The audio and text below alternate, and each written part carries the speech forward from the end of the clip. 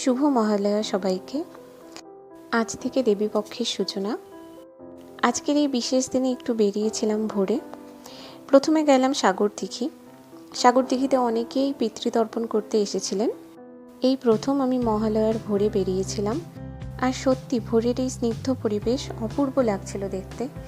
প্রথমে আমার এক বোনের সাথে সাগরদিঘির চারদিকে একটু ঘুরে দেখছিলাম, আর মনে মনে একটা কথাই ভাবছিলাম যে আগে কেন মহালয়ার দিনে আমি ভোরবেলা বেরোইনি। তবে অন্য দিনের থেকে সাগরদিঘিতে আজকে একটু বেশি ভিড় ছিল। অনেকেই প্রতিদিনের মতো মর্নিং ওয়াক করতে এসেছিলেন। ছোটতে ভোরে উঠে টিভি চালিয়ে মহিষাসুর মর্দিনী দেখা যেমন ম্যান্ডেটরি ছিল, আজ হয়তো মহিষাসুর মর্দিনী টিভিতে দেখা হয় না, কিন্তু বীরেন্দ্রকৃষ্ণ ভদ্রের চণ্ডীপাঠ সকালে উঠে শোনাটা এখন ম্যান্ডেটরি হয়ে গেছে। মাঝে মাঝে মনে হয় হঠাৎ করে যেন অনেকটা বড় হয়ে গেলাম। তো যাই হোক, আমরা ঠিক করলাম সাগরদিঘি থেকে আমরা বাদ দিয়ে ঘাটে যাব। ওখানে অনেক কাশফুলের বন আছে শুনেছিলাম, তো কাশবনের খোঁজে আমরা ঘাটের দিকে চললাম। ফাইনালি ঘাটে পৌঁছে গেলাম, আর কিছুটা দূর যাওয়ার পরে আমরা কাশবন দেখতে পেলাম। কাশবন মানে হালকা হালকা কাশ ওখানে ছিল। মহালয়ার দিনে এরকম কাশ দেখতে পেয়ে আমার তো ভীষণ আনন্দ হচ্ছিল। কিছু ভিডিও আর ফটো তুলে নিলাম। তো সেদিক থেকে ভাবলাম বাড়ি যাব এখন। তো যাওয়ার সময় ওই ঘাটের পাশেই দেখলাম একটি নতুন রেস্টুরেন্ট খুলেছে, মানে আমি আগে কোনোদিনও আসিনি, বনভোজন রেস্টুরেন্ট।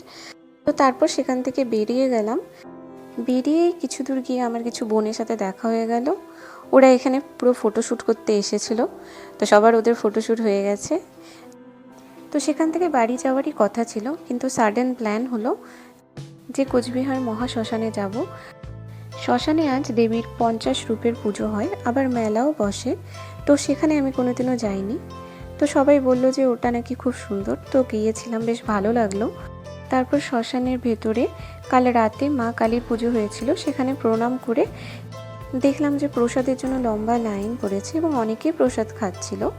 তো যাই হোক, আমরা আর সেখানে লাইন না দিয়ে আমরা বেরিয়ে গেলাম।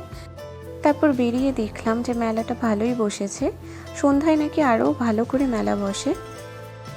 তারপর আর ওখানে বেশিক্ষণ থাকিনি, একেবারে টোটো ধরে আমরা বাড়ি চলে এসেছি। তো আজকের ব্লগ এটুকুই। আমাদের কেমন লাগলো এই ব্লগটা অবশ্যই কমেন্ট করে জানিও। দেখা হচ্ছে নেক্সট ব্লগে।